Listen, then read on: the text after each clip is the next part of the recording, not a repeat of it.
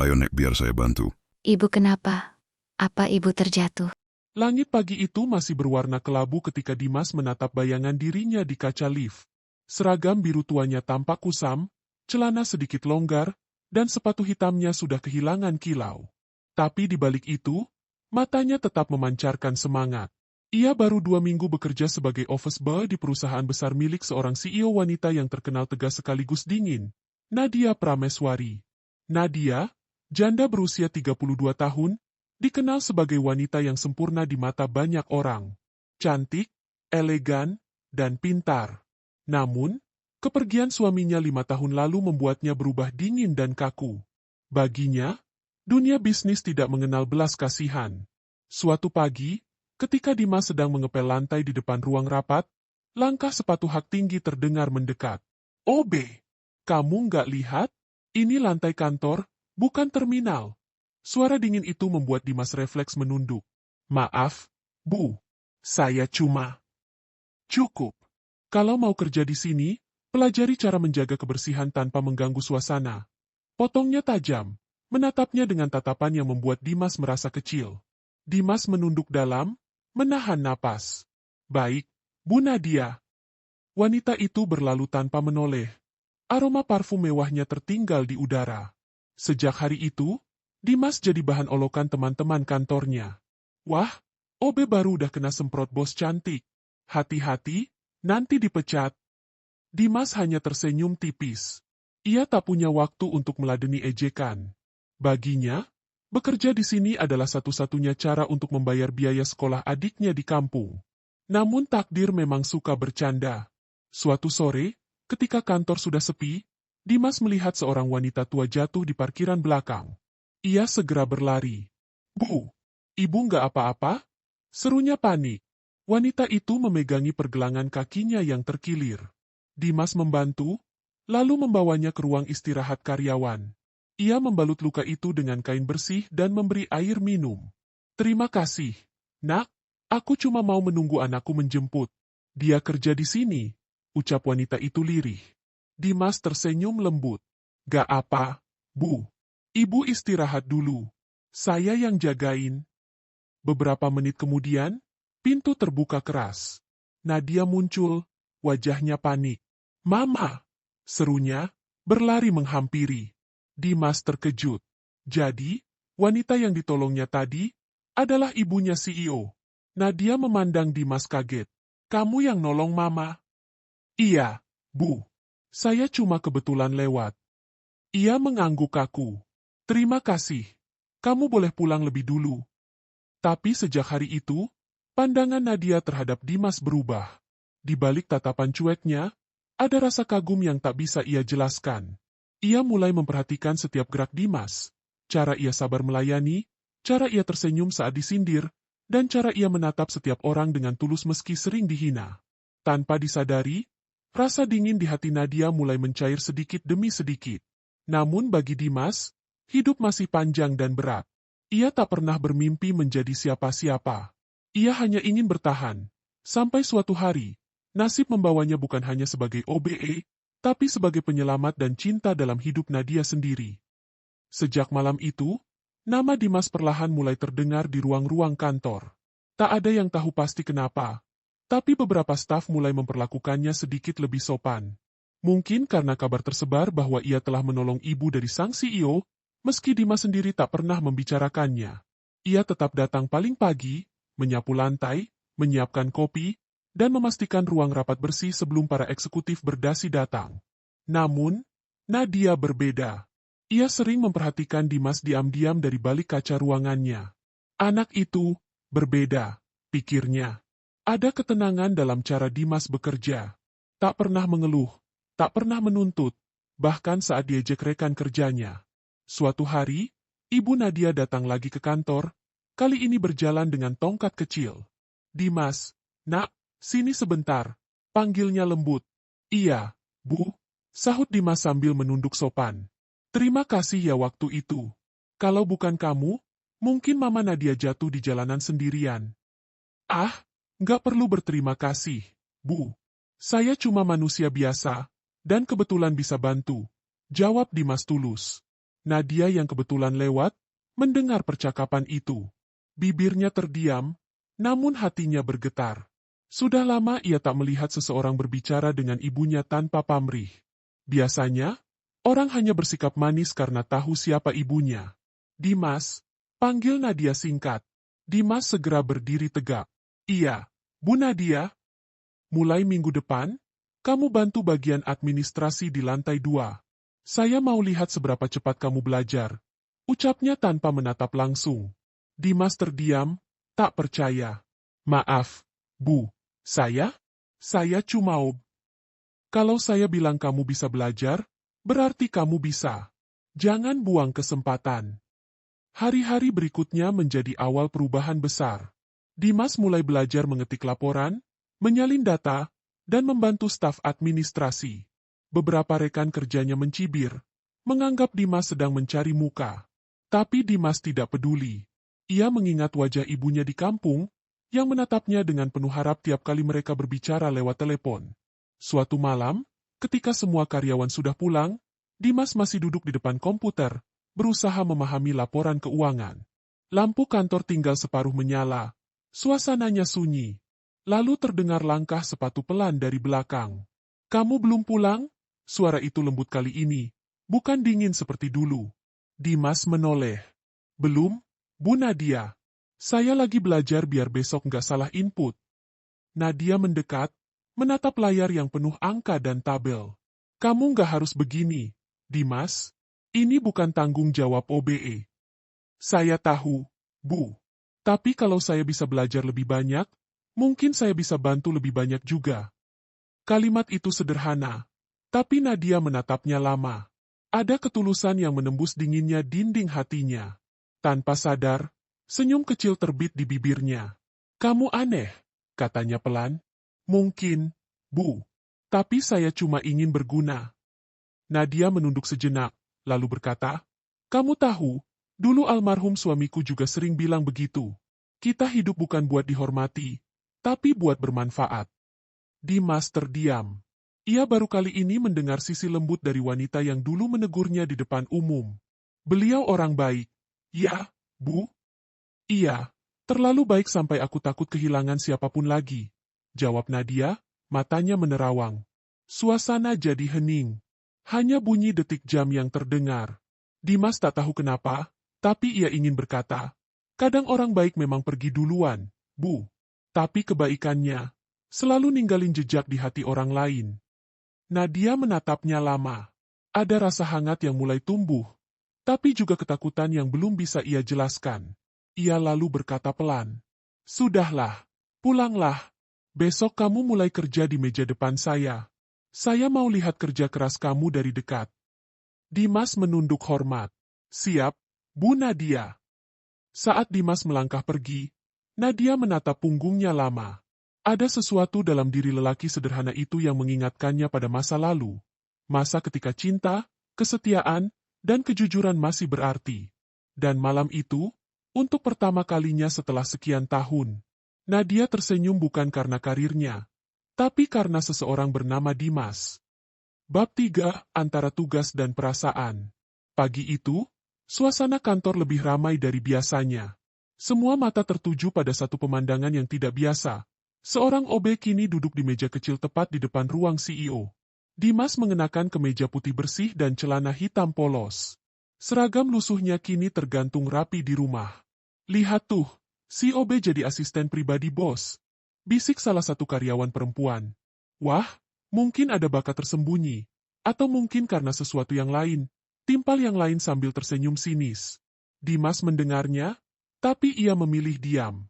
Baginya, ini bukan tentang gengsi, ini tentang kesempatan. Ia ingin membuktikan kalau kerja keras dan ketulusan bisa mengalahkan pandangan orang. Dari balik pintu kaca, Nadia memperhatikan reaksi orang-orang. Ia tahu sebagian stafnya iri, tapi ia tak peduli. Kalau mereka mau dihargai, buktikan dengan kerja, bukan omongan, gumamnya dalam hati. Siang itu, Nadia memanggil Dimas ke ruangannya. Dimas, ini laporan mingguan dari bagian produksi. Coba periksa, ada data yang janggal, katanya tanpa menatap. Iya, Bu. Dan tolong pastikan semua dokumen rapat sudah siap sore nanti. Direktur utama dari cabang luar negeri akan datang. Siap, Bu. Nadia melirik sekilas, ekspresinya tenang, penuh fokus. Tak ada rasa canggung atau gugup di wajah Dimas. Ia kagum. Entah sejak kapan, pria sederhana itu membuatnya merasa lebih tenang. Beberapa jam kemudian, saat rapat besar dimulai, semua berjalan lancar. Bahkan seorang direktur sempat memuji kerapian dokumen yang disiapkan Dimas. Siapa yang menyiapkan ini? Terorganisir sekali.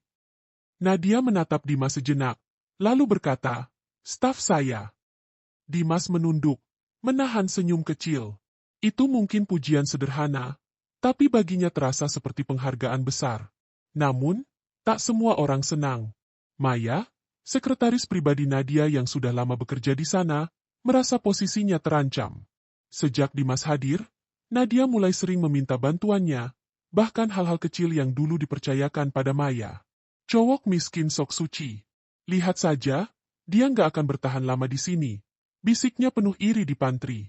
Sore itu, setelah semua orang pulang, Dimas masih duduk di depan meja, merapikan berkas.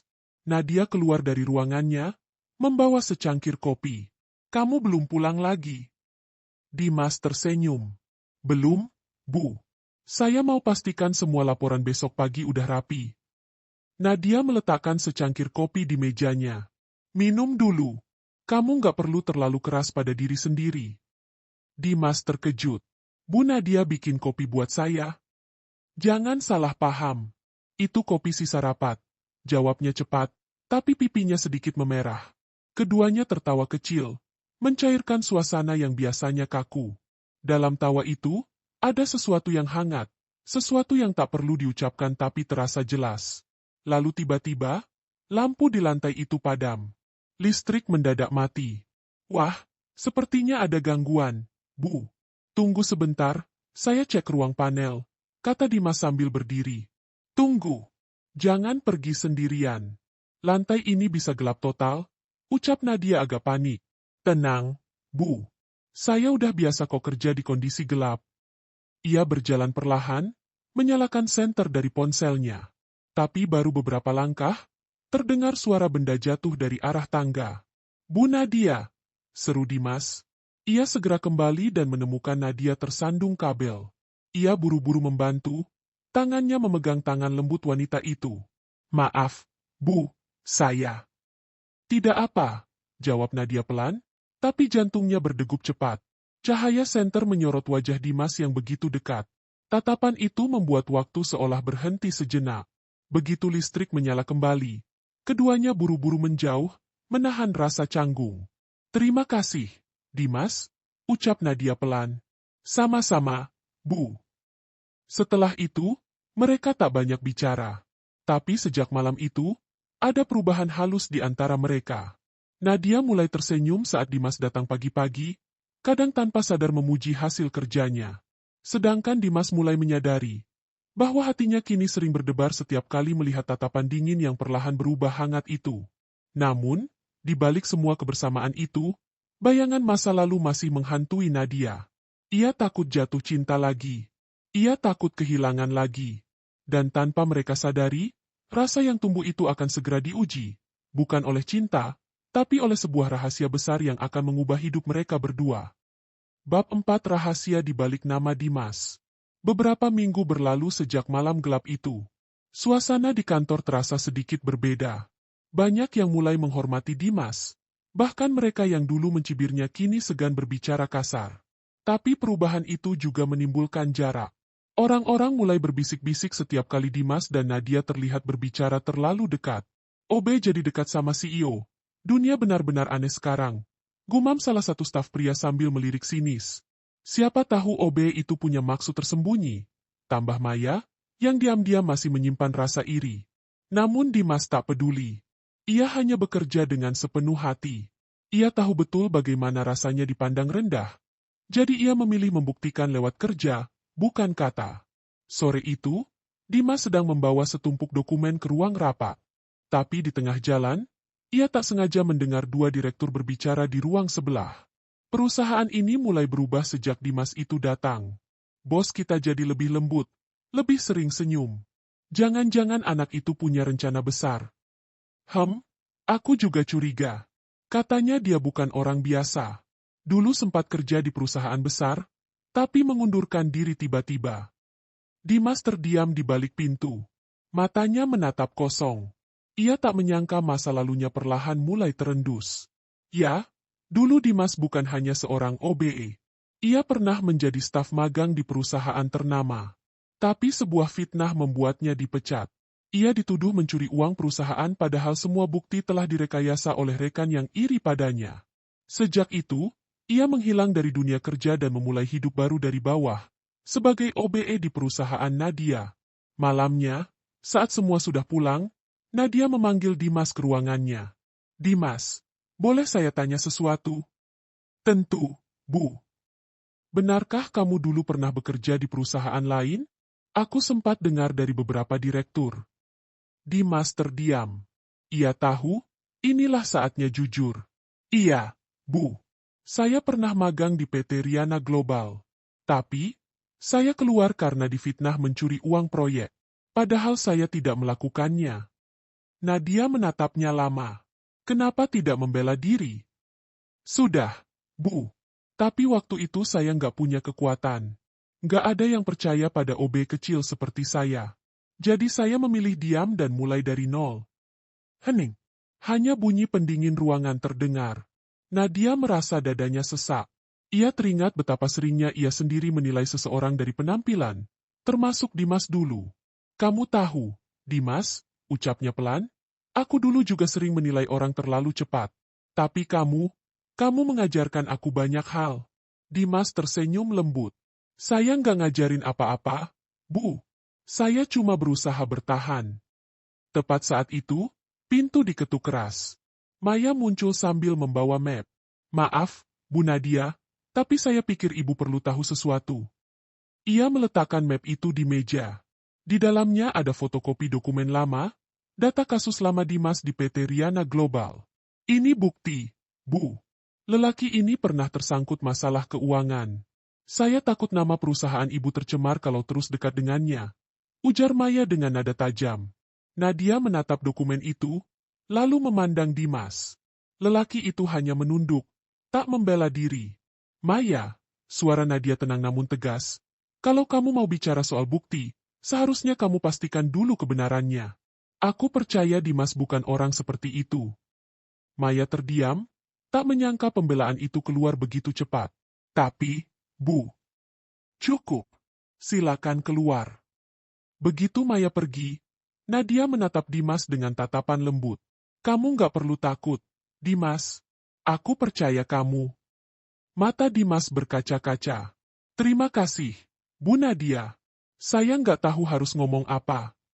Cukup kerja seperti biasa. Dunia akan lihat siapa kamu sebenarnya. Sejak malam itu, hubungan mereka makin dekat. Mereka mulai berbagi cerita tentang masa lalu, keluarga, dan kehilangan. Dimas menjadi tempat Nadia bersandar saat tekanan bisnis datang. Ia bukan lagi hanya OB atau asisten. Ia sudah menjadi seseorang yang berarti di hidupnya. Namun, semakin dekat mereka, semakin besar pula tekanan dari luar. Gosip di kantor makin liar, direksi mulai gelisah, dan Maya yang tersingkir diam-diam menyiapkan rencana baru untuk menjatuhkan Dimas. Di tengah badai yang mulai terbentuk itu, rasa cinta dan kepercayaan mereka akan diuji, antara kebenaran, kesetiaan, dan luka masa lalu yang belum sembuh sepenuhnya. Bab 5 Fitnah baru di balik senyuman. Hari-hari di kantor terasa berat. Dimas tetap bekerja seperti biasa, tapi ia bisa merasakan tatapan-tatapan sinis yang mengikutinya setiap kali ia lewat.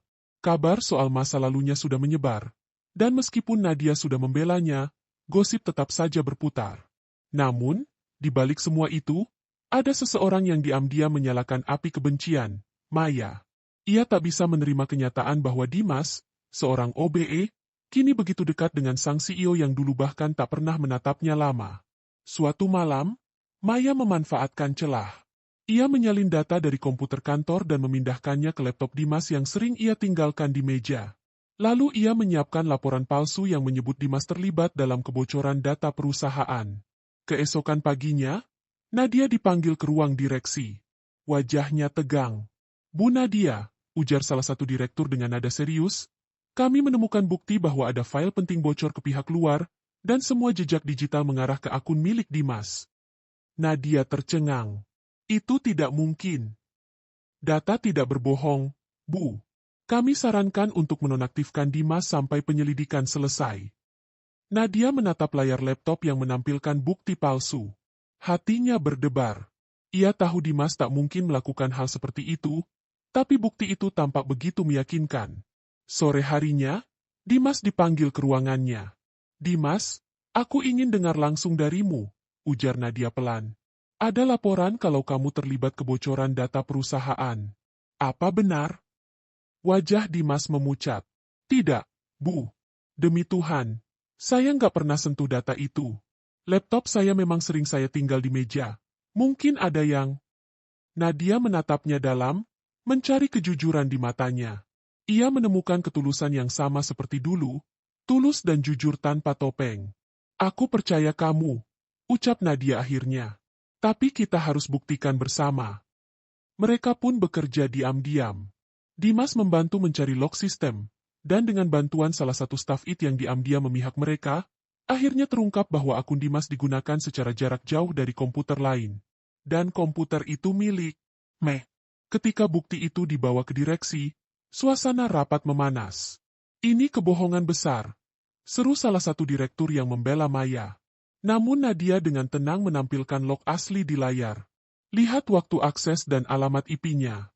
Semuanya berasal dari ruangan sekretariat, bukan dari meja Dimas. Semua terdiam. Maya hanya bisa menunduk. Wajahnya pucat. Saudari Maya, kata Nadia dengan suara dingin namun tegas, kamu bukan hanya mencemarkan nama Dimas, tapi juga mencoreng integritas perusahaan ini. Mulai hari ini, kamu saya berhentikan. Dimas menatap Nadia, matanya berkaca-kaca. Ia ingin berterima kasih, tapi kata-kata tak sanggup keluar. Terima kasih, Bu Nadia, bisiknya akhirnya. Kalau bukan karena ibu, saya sudah kehilangan semuanya lagi. Nadia tersenyum tipis. Bukan karena saya, Dimas. Karena kamu memang layak dipercaya. Namun di balik kemenangan itu, Dimas tahu ada sesuatu yang berubah di hatinya. Rasa hormat dan kagum itu telah tumbuh menjadi sesuatu yang lebih dalam, cinta yang ia tahu mungkin tak pantas ia miliki. Dan di sisi lain, Nadia mulai sadar bahwa sosok sederhana bernama Dimas kini bukan lagi sekadar karyawan baginya. Ia adalah penopang dalam setiap langkahnya. Bab 6 Luka yang belum pulih. Sejak kasus Maya selesai, kantor kembali tenang. Dimas kini menjadi staf kepercayaan Nadia. Ia mengatur jadwal, memeriksa laporan, bahkan kadang ikut dalam rapat penting. Tapi di balik semua itu, ada sesuatu yang aneh. Nadia mulai menjaga jarak. Dimas bisa merasakannya. Tatapan hangat yang dulu sering muncul kini berubah jadi datar. Senyum kecil yang biasa menyapa tiap pagi kini digantikan dengan kata-kata singkat dan dingin.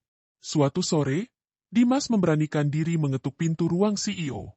Permisi, Bu Nadia, boleh saya bicara sebentar? Nadia tidak menoleh dari laptopnya. Ada apa?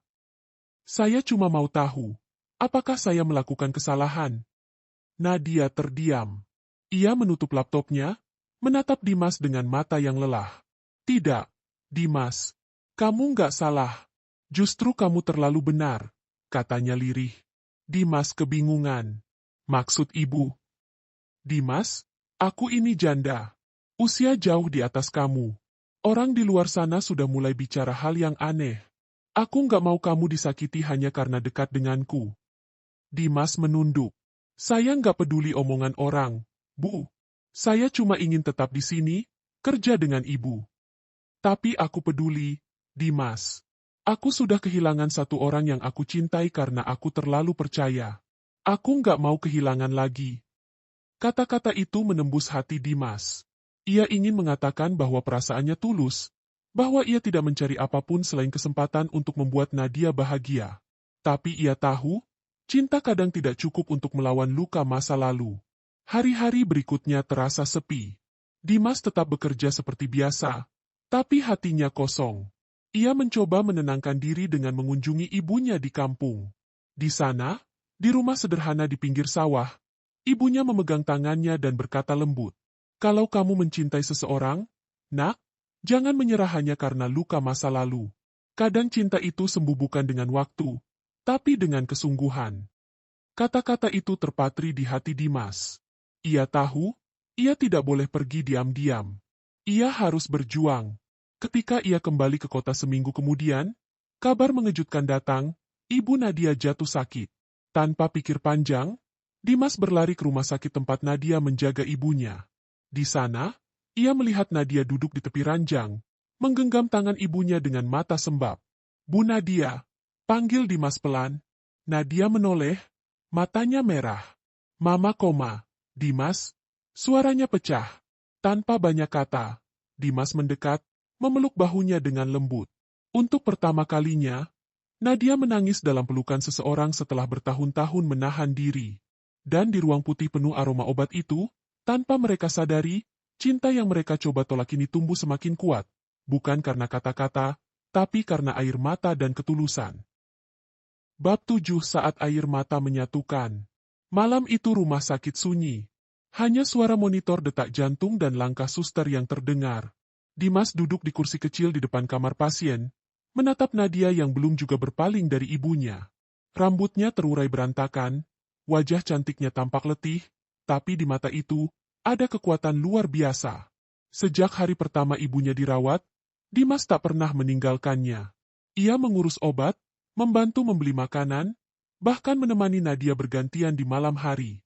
Semua dilakukan tanpa pamrih, tanpa meminta apapun. "Dimas," suara lemah Nadia memecah hening. "Kenapa kamu masih di sini? Kamu nggak harus ikut begadang." Dimas tersenyum kecil. "Saya nggak bisa pulang, Bu. Saya nggak tenang ninggalin ibu sendirian." "Aku bukan siapa-siapa buat kamu," ucapnya lirih. "Justru karena itu, Bu. Karena saya bukan siapa-siapa, saya ingin jadi orang yang bisa diandalkan." Nadia menunduk. Air matanya jatuh diam-diam. Dalam hati, ia merasa aneh. Ada sesuatu dalam diri Dimas yang membuatnya merasa aman. Perasaan yang sudah lama ia lupakan. Beberapa hari berlalu. Kondisi ibu Nadia naik turun. Tapi Dimas selalu ada. Ia menuntun Nadia makan, menenangkannya saat panik, bahkan membacakan doa di samping ranjang sang ibu. Suatu malam, saat hujan turun deras, Nadia terisak pelan di ruang tunggu. Dimas datang membawa 2 gelas kopi hangat. "Nih, Bu, biar sedikit tenang." Nadia mengambilnya dengan tangan gemetar. "Kamu nggak capek, Dimas? Semua orang udah pulang, cuma kamu yang masih di sini." "Saya udah biasa capek, Bu. Tapi kalau capeknya karena bantu orang yang saya pedulin, itu rasanya beda." Nadia menatap wajahnya. Di balik kesederhanaan itu, ada ketulusan yang tak bisa dibeli oleh uang atau jabatan. "Dimas, kamu pernah kehilangan seseorang?" tanya Nadia tiba-tiba. "Iya, Bu. Ayah saya meninggal waktu saya masih kecil. Sejak itu saya belajar, kalau hidup nggak selalu soal siapa yang paling kuat, tapi siapa yang mau bertahan paling lama." Nadia terdiam. Kata-kata itu menamparnya lembut. Ia yang selalu menutup diri, kini merasa tembok di hatinya mulai retak. Ketika dini hari tiba, ibu Nadia mulai sadar perlahan. "Nadia, anakku." Suaranya lemah tapi jelas. Nadia langsung menggenggam tangannya. Mama sadar?" Air mata menetes di pipinya. Sang ibu menatap Dimas yang berdiri di belakang. "Itu dia, ya? Lelaki baik yang tolong mama dulu?" Nadia menoleh dan tersenyum haru. "Iya, Ini Dimas." "Terima kasih, Nak. Kamu sudah jaga anak saya." Dimas menunduk hormat. "Saya cuma melakukan apa yang seharusnya, Bu." Beberapa hari kemudian, kondisi sang ibu membaik. Saat keluar dari rumah sakit, beliau memegang tangan Dimas dan berbisik. "Nak, kamu jangan jauh-jauh dari Nadia, ya. Dia butuh orang seperti kamu." Nadia hanya bisa menunduk. Hatinya bergetar. Kata-kata ibunya seperti doa. Doa yang diam-diam ia takutkan, tapi juga ia harapkan. Sejak itu, hubungan mereka berubah. Mereka tidak lagi hanya bicara soal pekerjaan. Kadang Nadia tertawa pada hal-hal kecil yang dikatakan Dimas. Kadang Dimas sengaja pura-pura salah bicara hanya untuk melihat senyum itu muncul. Namun di balik tawa itu, keduanya tahu, mereka sedang melangkah di jalan yang berbahaya. Dunia mungkin tidak akan menerima cinta antara seorang CEO janda kaya dan mantan OB miskin. Tapi bagi mereka berdua, malam-malam di rumah sakit itu sudah cukup untuk menegaskan satu hal. Mereka saling membutuhkan. Bab 8 di antara cinta dan takdir. Pagi itu, sinar matahari menembus kaca jendela kantor, menyinari meja Dimas yang kini penuh berkas penting. Sudah sebulan sejak Ibu Nadia sembuh dan kembali ke rumah. Suasana kantor mulai normal, tapi hati keduanya tidak lagi sama. Nadia seringkali memandang Dimas lewat kaca ruangan, sementara Dimas mencoba pura-pura sibuk agar tak ketahuan. Tatapan mereka sering bertemu, dan setiap kali itu terjadi, jantung keduanya berdetak lebih cepat. Suatu sore, Dimas dipanggil ke ruang CEO. Ia masuk dengan gugup. Nadia, maksud saya, Bu Nadia, ada yang perlu saya bantu. Wanita itu tersenyum kecil. Kamu masih belum bisa panggil namaku tanpa gelar ya? Dimas tersipu. Nanti kalau saya berani, Bu. Lalu, kalau aku yang minta kamu panggil namaku saja. Dimas terdiam, menatapnya bingung. Nadia, ucapnya akhirnya, pelan namun penuh makna. Ruangan itu seketika sunyi. Mereka saling berpandangan beberapa detik terlalu lama. Tak ada kata cinta, tapi udara di antara mereka sudah menjawab semuanya. Namun kebahagiaan itu tak bertahan lama. Malamnya, Nadia menerima surat dari direksi pusat. Mereka meminta laporan hubungan personal antara dirinya dan staf bernama Dimas. Rupanya gosip di kantor sudah sampai ke telinga Dewan. Nadia merasa dadanya sesak. Ia tahu hubungan mereka belum melampaui batas profesional, tapi dunia tidak akan percaya. Dunia hanya melihat perbedaan status, CEO dan OBE. Keesokan harinya, ia memanggil Dimas. Dimas, mungkin kamu harus pindah ke cabang lain dulu, katanya tanpa menatap. Dimas membeku. Kenapa, Bu? Apa saya salah lagi? Tidak, tapi aku ingin lindungi kamu. Orang-orang sudah mulai bicara hal yang gak pantas. Kalau ibu ingin saya pergi, saya akan pergi. Tapi saya cuma ingin ibu tahu. Saya gak pernah berniat bikin nama ibu buruk. Nadia menatapnya dengan mata berkaca-kaca. Aku tahu, Dimas. Justru karena itu aku takut kehilanganmu. Dimas menatap wajah wanita yang ia cintai dalam diam itu. Bu, kalau saya pergi, saya janji gak akan berhenti berjuang. Saya akan kembali bukan sebagai OBE, tapi sebagai seseorang yang bisa berdiri di samping ibu. Tanpa sadar, Nadia meneteskan air mata. Kamu bodoh, Dimas, tapi bodoh yang membuatku bangga. Beberapa hari kemudian, Dimas resmi dipindahkan ke cabang luar kota. Seluruh kantor membicarakannya. Beberapa menganggapnya dipecat, tapi Nadia tahu, itu keputusan yang paling berat dalam hidupnya. Malam sebelum keberangkatan, Dimas berdiri di depan gedung perusahaan tempat semua kisah itu bermula. Nadia datang diam-diam, mengenakan mantel hitam dan syal abu-abu. Kamu beneran mau pergi tanpa pamit? Tanyanya. Saya nggak mau bikin ibu sedih, jawab Dimas pelan. Sudah terlambat. Dimas, kamu sudah bikin aku sedih dari awal kamu bilang, Ibu. Mereka berdua terdiam lama di bawah lampu jalan yang temaram. Nadia, akhirnya Dimas berani memanggil namanya lagi. Terima kasih. Karena ibu, karena kamu, saya tahu arti cinta yang sebenarnya. Nadia menggenggam tangannya erat. Kalau suatu hari kamu berhasil jadi orang besar, jangan lupa, ada seorang wanita yang menunggumu di sini. Hujan turun perlahan, menyamarkan air mata mereka berdua. Dan malam itu, Dimas pergi, bukan sebagai OB yang hina, tapi sebagai lelaki yang membawa cinta dan tekad untuk kembali menjadi seseorang yang layak bagi wanita yang telah mengubah hidupnya. Bab 9, kembalinya lelaki dari masa lalu. 5 tahun telah berlalu. Gedung besar tempat Dimas dulu bekerja kini sudah berubah banyak. Logo baru terpampang di depan lobi, tapi satu hal yang tetap sama adalah sosok wanita di balik meja tertinggi perusahaan itu, Nadia Prameswari. Ia masih elegan, masih tegas, tapi kini sering tampak menatap jendela lama di lantai 2, tempat dulu seorang OB sederhana selalu berdiri membawa laporan pagi sambil tersenyum. Sejak kepergian Dimas, hidup Nadia terasa hampa. Ia mencoba melanjutkan hidup, fokus pada bisnis. Tapi setiap kali ia melihat secangkir kopi hitam di mejanya, ia teringat lelaki yang dulu membuatkannya dengan penuh ketulusan. Namun, badai besar datang. Perusahaan mengalami krisis keuangan. Investasi gagal, proyek besar dibatalkan, dan direksi mulai kehilangan kepercayaan pada kepemimpinannya. Di tengah situasi kacau itu, seorang pria datang ke ruang rapat utama, tinggi, rapi, dan berwajah tenang.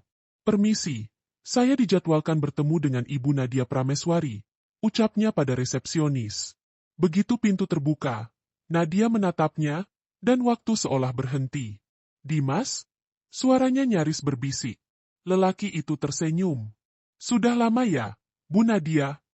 Nadia berdiri kaku, tak percaya. Pria di depannya kini bukan lagi OBE berseragam biru lusuh. Ia mengenakan jas hitam dengan logo perusahaan miliknya sendiri, PT Dwi Mandiri Investama. "Kamu," Nadia tertegun. "Kamu sudah jadi direktur?" "Bukan soal jabatan, Bu. Saya cuma datang untuk membalas kebaikan seseorang yang dulu percaya pada saya saat dunia tidak percaya." Dalam rapat sore itu, Dimas menawarkan kerjasama investasi besar untuk menyelamatkan perusahaan Nadia dari kebangkrutan. Semua direksi yang dulu meragukannya kini menunduk kagum. "Kalau bukan karena Ibu Nadia, saya mungkin masih jadi OB sampai sekarang. Saya ingin bantu, bukan karena balas budi, tapi karena saya percaya pada kepemimpinan beliau," ucap Dimas tegas. Setelah rapat, mereka berdua duduk di ruang pribadi Nadia. "Kenapa kamu kembali, Dimas?" tanya Nadia lirih. "Karena janji saya," jawabnya pelan. "Saya bilang dulu saya akan kembali bukan sebagai OBE, tapi sebagai seseorang yang pantas berdiri di sampingmu."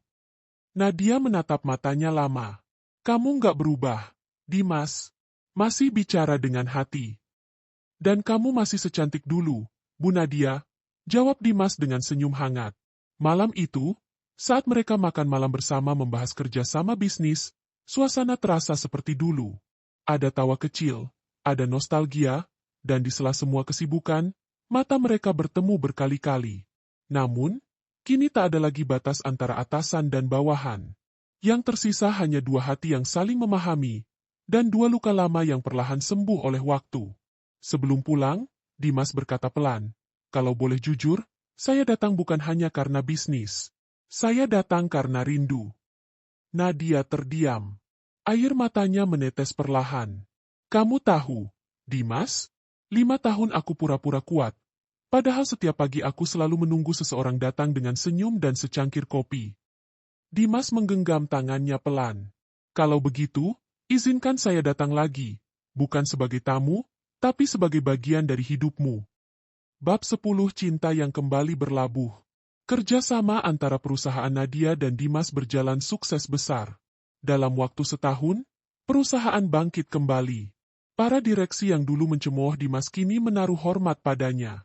Ia sering datang ke kantor, bukan hanya untuk rapat, tapi juga untuk memastikan Nadia tidak bekerja terlalu keras. Suatu sore, setelah semua staf pulang, mereka berdua berdiri di balkon lantai atas, menatap langit senja kota. "Dimas," ucap Nadia pelan, "kamu tahu? Kadang aku masih takut. Takut kehilangan lagi." Dimas menatapnya lembut. "Kehilangan memang menyakitkan, tapi lebih menyakitkan lagi kalau kita nggak pernah mencoba lagi." Hening sejenak. Angin sore mengibaskan rambut Nadia. "Dulu, waktu kamu pergi, aku sadar satu hal," lanjut Dimas. "Cinta yang tulus nggak pernah minta pengakuan. Ia hanya ingin kesempatan untuk menjaga." Nadia tersenyum kecil. Air matanya menetes tanpa bisa ditahan. "Dan sekarang kamu datang bukan cuma untuk menjaga, kan?" Dimas menarik napas panjang. Ia merogoh sesuatu dari sakunya. Sebuah cincin sederhana dari perak. "Nadia Prameswari," katanya lembut. "Kamu pernah bilang aku bodoh. Mungkin benar. Karena sampai sekarang aku masih bodoh. Bodoh mencintai orang yang dulu memandangku hanya sebagai OBE." Nadia menutup mulutnya, terkejut dan haru. "Dimas, biarkan kali ini aku jadi bodoh sekali lagi. Menyatakan cinta pada wanita yang mengubah hidupku."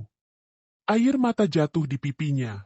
Nadia menatap cincin itu lama, lalu tersenyum dalam tangis. "Kamu tahu, Dimas, Selama ini aku cuma butuh satu hal. Seseorang yang mencintaiku bukan karena posisi, tapi karena aku apa adanya. Dan itu kamu. Ia mengulurkan tangan, membiarkan Dimas menyematkan cincin itu di jari manisnya. Mulai hari ini, bisik Dimas, aku bukan lagi OBMU. Aku suamimu. Beberapa bulan kemudian, kabar pernikahan mereka mengguncang media. Semua orang terkejut. CEO cantik yang dulu terkenal angkuh menikah dengan mantan OBE-nya sendiri. Tapi di balik semua omongan dunia, mereka berdua tak peduli. Pernikahan itu berlangsung sederhana, di taman kecil belakang rumah Ibu Nadia, wanita yang dulu mempersatukan mereka dengan sebuah takdir sederhana. Saat semua tamu pulang, Dimas menatap Nadia dengan senyum yang sama seperti dulu di kantor lusuh itu. Dulu kamu marah karena aku ngepel di depan ruang rapat. Katanya bercanda. Nadia tertawa. Dan sekarang kamu ngepel lagi. Tapi di rumah kita sendiri. Kali ini aku rela, Bu CEO. Jawab Dimas sambil memeluknya. Senja turun perlahan, memantulkan cahaya ke wajah mereka berdua. Dulu mereka dipisahkan oleh status dan luka, tapi kini dipersatukan oleh ketulusan, kesetiaan, dan cinta yang tumbuh dari kesederhanaan. Dan di antara hembusan angin sore itu, terdengar suara lembut Nadia berbisik. Terima kasih, Dimas. Karena kamu, aku tahu cinta sejati itu bukan tentang siapa yang tinggi atau rendah, tapi siapa yang mau tetap tinggal, bahkan saat dunia pergi. Tamat bungamu.